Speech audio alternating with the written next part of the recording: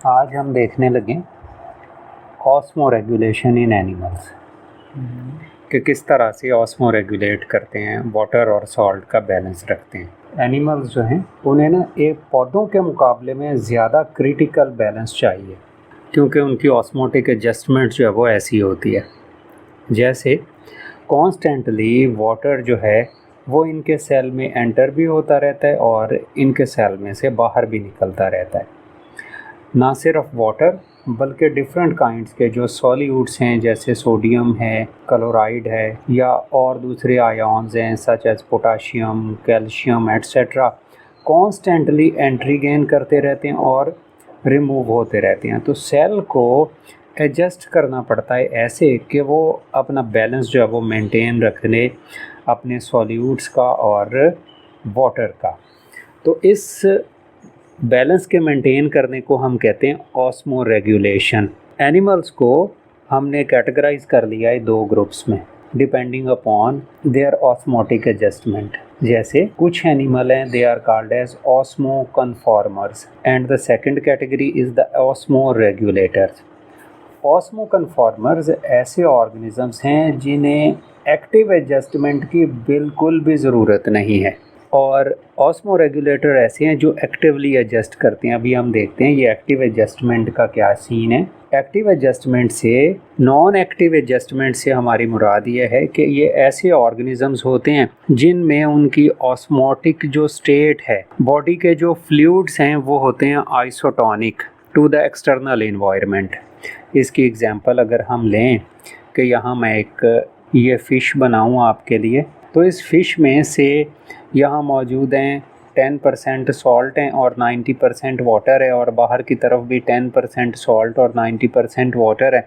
तो इस फ़िश को कोई एडजस्टमेंट करने की ज़रूरत नहीं, जितना पानी बाहर है उतना ही अंदर मौजूद है, और जितने सॉल्ट अंदर हैं उतने ही बाहर मौजूद हैं। तो इसकी एक्टिव एडजस्टमेंट की कोई ज़रूरत नहीं इसको। तो ऐसे ऑर्गेनिजम्स जो हैं जिनमें जो बैलेंस है एक्सटर्नल और इंटरनल एनवायरनमेंट का वो सेम हो, उन्हें हम कहते हैं ऑस्मो कन्फॉर्मर्स। इस वजह से इन्हें एक्टिव एडजस्टमेंट की कोई ज़रूरत नहीं, जबकि एक्टिव एडजस्टमेंट जो है वो होती है ऑस्मो रेगुलेटर्स में। ऑस्मो रेगुलेटर ऐसे ऑर्गेनिजम्स होते हैं, ऐसे एनिमल्स होते हैं जिनमें उनकी बॉडी फ्लूइड्स और एक्सटर्नल एनवायरनमेंट जो हैं इनकी कंसंट्रेशन में बड़ा फ़र्क होता है। जैसे अगर हम बाहर देखें कि सॉल्ट यहाँ पर मौजूद है से 20% और वाटर मौजूद है से 80%, और इंटरनल एनवायरनमेंट हाइपोटोनिक है, यहाँ पर 90% वाटर और 10% सॉल्ट हैं, तो अब इसे ना एडजस्टमेंट पर करनी पड़ेगी। इसे सॉल्ट जो हैं वो बाहर लेके जाने पड़ेंगे बॉडी से, और बाहर हमें बताए कि हाइपरटोनिक एनवायरनमेंट है, तो हाइपरटोनिक एनवायरनमेंट में इसको सॉल्ट लेके जाने पड़ेंगे from low concentration to higher concentration. तो जब लो कॉन्सेंट्रेशन से हायर कॉन्सेंट्रेशन में लेके जाना है तो डेफिनेटली इसे एटीपी यूज़ करनी पड़ेगी, एक्टिव एडजस्टमेंट करेगी।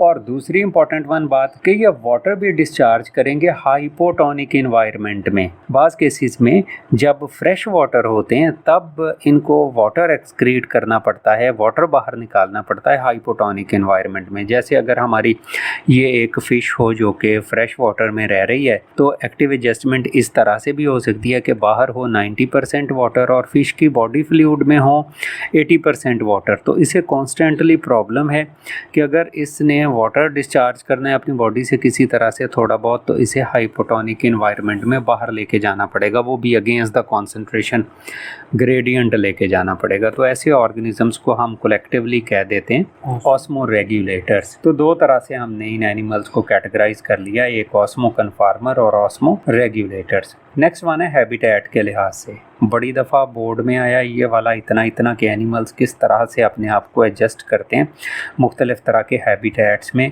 और सॉल्ट और वाटर बैलेंस जो है वो कैसे रखते हैं। तो फर्स्ट वन हमने देखना है मैरीन वाटर में, फिर फ्रेश वाटर और टेरेस्ट्रियल में, कि किस तरह से इनकी ना एडजस्टमेंट होती है कि मैरीन वाटर में कैसे, फ्रेश में कैसे, और टेरेस्ट्रियल एनवायरनमेंट में ऑर्गेनिजम्स जो हैं कैसे रहते हैं। तो फर्स्ट वन है मैरीन में कैसे एडजस्टमेंट करते हैं। तो मैरीन ऑर्गेनिजम्स जो हैं वो भी जैसे अभी हमने डिस्कस किया वो दो तरह के हो सकते हैं, they may be the osmoconformers और they may be the osmoregulators. Osmoconformers तो हमें जैसे अभी हमने डिस्कस किया ऐसे ऑर्गेनिजम्स हैं जो आइसोटोनिक रहते हैं। तो उनकी एग्जांपल जो हैं वो ज़्यादातर तो इनवर्टिब्रेट्स हैं जो कि प्रेजेंट हैं, ज़्यादातर तो इनवर्टिब्रेट्स होते हैं जो कि मैरीन है, या हैगफिश भी आइसोटोनिक होती हैं टू द एक्सटर्नल एनवायरनमेंट। चूँकि वो आइसोटोनिक हैं इस वजह से उन्हें कोई ज़रूरत नहीं है एक्सटर्नल एनवायरनमेंट के साथ एक्टिव एडजस्टमेंट करने की, तो इन्हें हम कहते हैं ऑस्मो कन्फॉर्मर। जबकि ऑस्मो रेगुलेटर ऑर्गेनिजम्स जो ऐसे हैं जो काफ़ी मुख्तलिफ तरह के हो सकते हैं। ऑस्मो रेगुलेटर कार्टिलेजिनस फिशेस हो सकती हैं, और जिनमें एक एग्जांपल जो है वो है शार्क वगैरह की, कि ऐसे ऑर्गेनिज़म हैं ये ऑस्मो रेगुलेटर कार्टिलेजिनस फिशेस, जैसे हमने कहा कि इनमें ना सॉल्ट की कॉन्सेंट्रेशन जो है वो लो होती है। सॉल्ट कॉन्सेंट्रेशन बॉडी के अंदर लो है, कि जो आउटसाइड मैरीन एनवायरनमेंट है यहाँ पर से 10% सॉल्ट मौजूद हैं और बॉडी में 5% सॉल्ट मौजूद हैं। तो ये इंटरनल सॉल्ट कॉन्सेंट्रेशन इसकी हम देखेंगे कि वो है लो, जबकि एक्सटर्नल सॉल्ट जो हैं उनकी कॉन्सेंट्रेशन होती है हाई। तो फिर इनको क्या करना पड़ता है भला, आप मुझे बताएंगे इन्हें क्या करना पड़ेगा? बताइए प्लीज़। एक्टिव ट्रांसपोर्ट करनी पड़ेगी। कैसे भला? इनको अपनी बॉडी के सॉल्ट्स को बाहर निकालने के लिए from low concentration to higher concentration ज़ाहिर है एक्टिव एडजस्टमेंट करनी पड़ेगी। इसके लिए फिर इन्होंने मैकेनिज़्म इख्तियार किए मुख्तलिफ तरह के, जैसे इनके किडनी बड़े स्पेशलाइज्ड हैं। किडनी जो है वो सॉल्ट एक्सक्रीट करते हैं, लेकिन थ्रू गिल्स ही याद रखना है।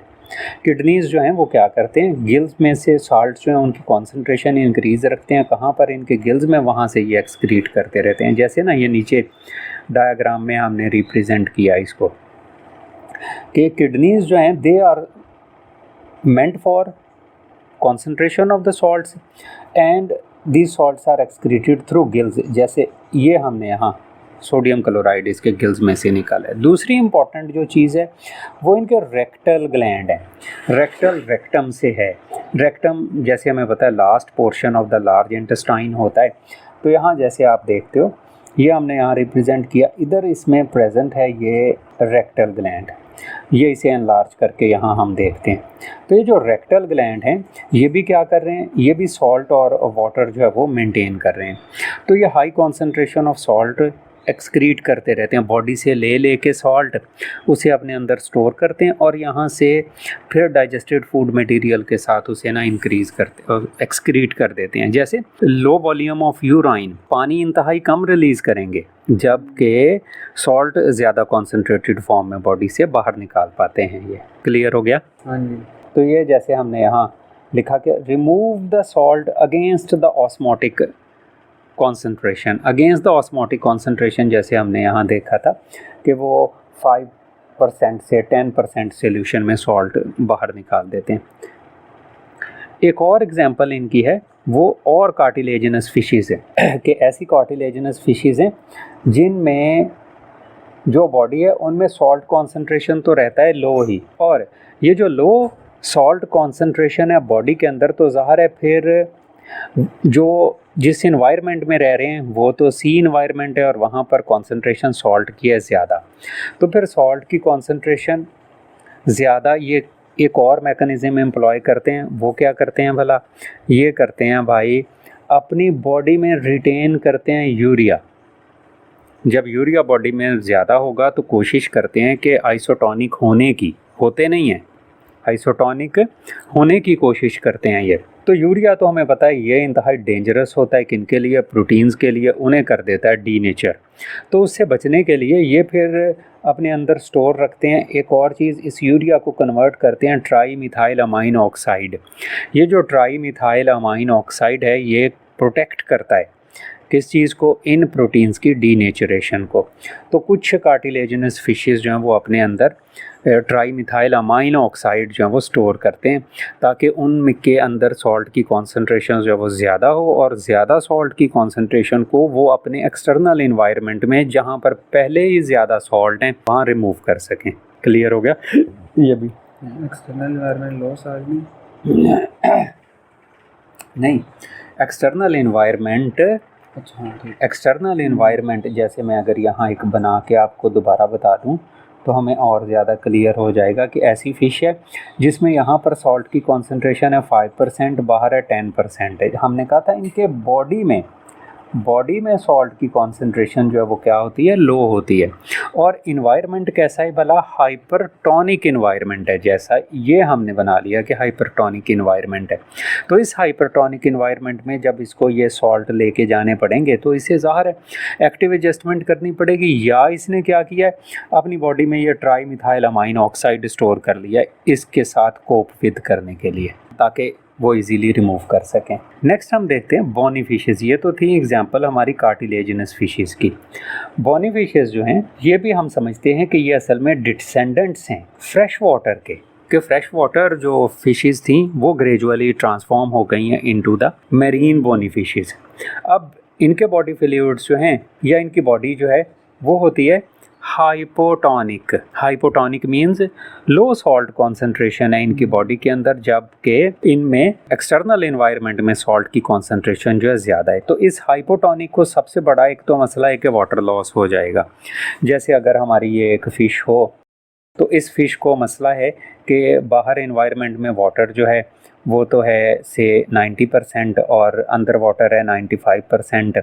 बाहर वाटर है सॉल्ट है 10%, अंदर सॉल्ट है 5%। तो अब इसे ना दो मसले हैं, एक मसला तो ये है कि इसकी बॉडी के अंदर सॉल्ट आते रहेंगे बाहर से, और दूसरा इसको वाटर लॉस का प्रॉब्लम है। तो ये फिर कैसे एडजस्ट करती हैं फ़िश, तो ये भी एक्टिव एडजस्टमेंट करती हैं, ऑस्मो रेगुलेशन करती हैं। तो इनका इन्वायरमेंट हमने याद रखना है वो कैसा होता है भला, इनका इन्वायरमेंट है हाइपरटोनिक। हाइपरटोनिक इन्वायरमेंट से हमारी मुराद है हाईली कॉन्सेंट्रेटेड इन्वायरमेंट। तो फ़िश जो है उसने फिर कैसे अडेप्ट किया है, उसने अडेप्टेशन इस तरह से की कि अब ये जो बॉनी फिशेस हैं ये एक काम तो करती हैं कि ये लार्ज अमाउंट ऑफ एक काम तो ये करती हैं कि ये large amount of water drink कर लेती हैं। सॉल्ट वाटर की बात हो रही है, हाईली कॉन्सेंट्रेटेड वाटर की बात हो रही है। तो काफ़ी सारा वाटर इसने पी लिया। उसको पीने के बाद इसने किया है filter. Filter means against the concentration gradient. ज़ाहिर है इस काम के लिए इसे ना एनर्जी लगानी पड़ेगी। तो एनर्जी लगा के ये क्या करते हैं फिर, ये ना आप देखो, अगर मैं यहाँ पर इसे ड्रा करने की कोशिश करूँ कि इसे आप समझ लो कि ये एक मेम्ब्रेन है और ये हैं हमारे सॉल्ट कॉन्सेंट्रेशन और वाटर कंटेंट्स हैं, और ये हैं सॉल्ट कंटेंट्स हैं। तो हुआ ये कि फ़िश की बॉडी के अंदर ये वाटर है और ये सॉल्ट है। अब इस फ़िश ने इस लो वाटर कंटेंट से इस हाई वाटर कंटेंट में लेके जाना है पानी। ज़ाहिर है यहाँ अगर सॉल्ट ज़्यादा हैं इस एनवायरनमेंट में और यहाँ पर सॉल्ट कम है तो हम इसे कहेंगे कि हमारा ये वाला वाटर जो है वो कॉन्सेंट्रेटेड है, ये वाला लेस कॉन्सेंट्रेटेड सॉल्यूशन है। तो एक हायर कॉन्सेंट्रेटेड सॉल्यूशन से लोअर कॉन्सेंट्रेटेड सॉल्यूशन में लेके जाना है। तो फिर ज़्यादा सारा उसने ऐसे नमक वाला पानी पी लिया और इस नमक वाले पानी में से भी पानी उसने निकाल के अपनी बॉडी में रखना है, और जो बाकी कॉन्सेंट्रेटेड सॉल्यूशन बचेगा उसे बॉडी से बाहर निकालना है। वो उसका निकालना एज़ कम्पेयर टू ईजी हो जाएगा, क्योंकि बाहर एनवायरनमेंट कॉन्सेंट्रेट था, उसने पहले ही सॉल्यूट को कर लिया है अपनी बॉडी के अंदर कॉन्सेंट्रेट, तो फिर यूराइन के साथ उसे बाहर निकाल देगा। और यूराइन के साथ जो बाहर निकालेगा तो यूराइन में भी वाटर जो है वो इंतहाई कम होगा। यूराइन में वाटर जो है वो मिनिमम वाटर के साथ मैक्सिमम अमाउंट ऑफ सॉल्ट जो है बाहर निकाल लेते हैं। जैसे ये फेडरल की बुक में ना इस डायग्राम से रिप्रेजेंट किया है कि ये क्या करते हैं, ये ऐसे ऑर्गेनिजम्स हैं जिनका काम है कि वाटर गेन करते हैं और सॉल्ट अपने माउथ के थ्रू अंदर ले लेते हैं और सी वाटर को ड्रिंक कर करके अपने अंदर लिए जा रहे हैं। दूसरा क्या करते हैं भला, अपने गिल्स के थ्रू भी सॉल्ट एक्सक्रीट कर लेते हैं और गिल्स के थ्रू जा रहे थोड़ा बहुत वाटर भी लॉस होता है। लेकिन असल काम क्या करते हैं, सॉल्ट को एक्सक्रीट करते हैं with the very small amount of water and with very scanty urine. बहुत थोड़ी यूराइन जो है वो उसके साथ काफ़ी सारा सॉल्ट जो है वो रिलीज़ कर देते हैं। आई होप पॉइंट क्लियर हो गया। नेक्स्ट वन हम देखते हैं फ्रेश वाटर एनिमल्स के मुतालिक। फ्रेश वाटर एनिमल्स जो हैं वो कैसे ऑस्मो रेगुलेशन करते हैं। और फ्रेश वाटर एनिमल्स को भी प्रॉब्लम है। फ्रेश वाटर को प्रॉब्लम दूसरा है। वो प्रॉब्लम क्या है भला कि इनके साथ एक मसला तो ये है कि इन बेचारों को ऑस्मोटिक फ्लडिंग का सामना है। ऑस्मोटिक फ्लडिंग हम समझते हैं कि बाहर की तरफ सॉल्ट की कॉन्सेंट्रेशन कम है और बॉडी के अंदर सॉल्ट की कॉन्सेंट्रेशन ज़्यादा है। जैसे अगर मैं ये फ़िश एक ड्रा करूँ यहाँ पर जो कि रह रही है इस पानी में, जहाँ पर बाहर की तरफ तो 90% वाटर है, 10% सॉल्ट है, जबकि इसके अंदर से यहाँ पर प्रेजेंट है 80% वाटर और 20% सॉल्ट। तो अब इसे ना दोहरा प्रॉब्लम, एक तो ऑस्मोटिक फ्लडिंग का कि वाटर अंदर आ जाएगा, वाटर कॉन्स्टेंटली अगर अंदर आता रहे तो आपको पता है ये तो थोड़ी देर बाद भूल के पटाखा मार जाएगी। और दूसरा इंपॉर्टेंट वन, इससे प्रॉब्लम है सॉल्ट के लॉस का, कि बॉडी तो इंतहाई लेस कॉन्सेंट्रेटेड या डाइल्यूट हो जाएगी। तो ये एक ऑस्मोटिक फ्लडिंग का प्रॉब्लम है, दूसरा लॉस ऑफ सॉल्ट का प्रॉब्लम है। तो इसको फिर कैसे सॉल्व किया है फ्रेश वाटर एनिमल्स ने? उनमें से जो प्रोटोजोन्स हैं, प्रोटोजोन्स जैसे फर्स्ट ईयर में भी आपने देखे पैरामीशियम, अमीबा वगैरह वगैरह हैं, तो इनमें तो प्रेजेंट होते हैं कॉन्ट्रैक्टाइल वैक्यूल्स। इन कॉन्ट्रैक्टाइल वैक्यूल्स का काम होता है कि ये एनर्जी लगा के कॉन्ट्रैक्ट और रिलैक्स करके अपनी एनर्जी लगा के तो वाटर और सॉल्ट जो हैं वो बाहर भेजते रहते हैं। जबकि दूसरे फ्रेश वाटर फिशीज़ हैं, फ्रेश वाटर फिशीज़ जो हैं उनको अब ऑस्मोटिक फ्लडिंग वो कैसे अपनी रिमूव करते हैं? वो रिमूव करते हैं इस तरह से कि वो फिर पानी तो उनकी बॉडी के अंदर कॉन्स्टेंटली आता ही रहे, आता ही जा रहा है, तो वो उससे फिर कैसे बचें? वो एक तो उसे ज़्यादा से ज़्यादा पानी को लॉस करें। तो लॉस करने का तरीकाकार क्या है भला? डाइल्यूट यूराइन, कि थोड़ा सा सॉल्ट बना, उसे बॉडी से काफ़ी सारे पानी के साथ बाहर निकाल दिया। या अब वो सॉल्ट का अपटेक कैसे करते हैं? वो खुराक ऐसी खाते हैं जिनमें सॉल्ट प्रेजेंट होते हैं। और दूसरी इंपॉर्टेंट वन बात, वो एक्टिव अपटेक भी इन्हें करना पड़ता है। ज़ाहिर है एक्टिव एडजस्टमेंट तो करनी पड़ेगी इन्हें भी, लेकिन इनको एक्टिव एडजस्टमेंट करनी पड़ती है सॉल्ट के अपटेक के लिए। इन्हें बॉडी के अंदर अपने सॉल्ट लेके जाने पड़ते हैं। तो फिर ये खाना एक तो ऐसा खाते हैं जिसमें सॉल्ट कॉन्सेंट्रेशन हो, और दूसरा ये सॉल्ट फिर एब्जॉर्ब भी करते रहते हैं, जिसकी एग्जांपल हमने यहाँ पर ये इस फिश की सूरत में ली है। कि इस डायग्राम को हम एक्सप्लेन करने की कोशिश करें तो आप यहाँ पर देखते हो ये एरो से हमने काफ़ी सारे लगाए। तो active Uptake through the gills है कि गिल्स के थ्रू हमें एक तो क्या करना पड़ता है भला? एक्टिव अपटेक करनी पड़ती है। किन चीज़ की भला? सॉल्ट्स की। और दूसरा, फूड ऐसी खाते हैं जिसमें ना ये रेड में जो हमने रिप्रेजेंट किए हैं सॉल्ट ज़्यादा है, पानी कम है। इसी तरह से सॉल्ट स्किन से लॉस हो रहे हैं और वाटर स्किन से अंदर आ रहा है। अब देखो इसे क्या मसला है भला? सॉल्ट के वो लॉस होने का और वाटर अंदर आने का। फिर इसने पानी ज़्यादा निकालना है और सॉल्ट कम निकालने हैं। तो फिर ये क्या करता है? ये देखो जैसे ना पानी ज़्यादा, ये ब्लू में हमने रिप्रेजेंट किया है, ज़्यादा निकालता है और थोड़े से सॉल्ट निकालता रहता है ताकि ऑस्मोटिक फ्लडिंग से बच सके। तो ये था हमारा topic osmo regulation in animals, के किस तरह से मुख्तलिफ़ तरह के जो एनिमल्स हैं वो ऑस्मोटिक एडजस्टमेंट करते हैं। कि कुछ तो ऑस्मो कन्फार्मर्स होते हैं और कुछ जो हैं वो ऑस्मो रेगुलेटर हैं। और ऑस्मो रेगुलेटर में भी हमने देखा कार्टिलेजिनस फिशेस कैसे करती हैं, बोनी फिशेस कैसे एडजस्टमेंट करती हैं और फ्रेश वाटर एनिमल्स कैसे एडजस्टमेंट करते हैं। तो ये कई दफ़ा बोर्ड के पेपर में आए हुए हैं।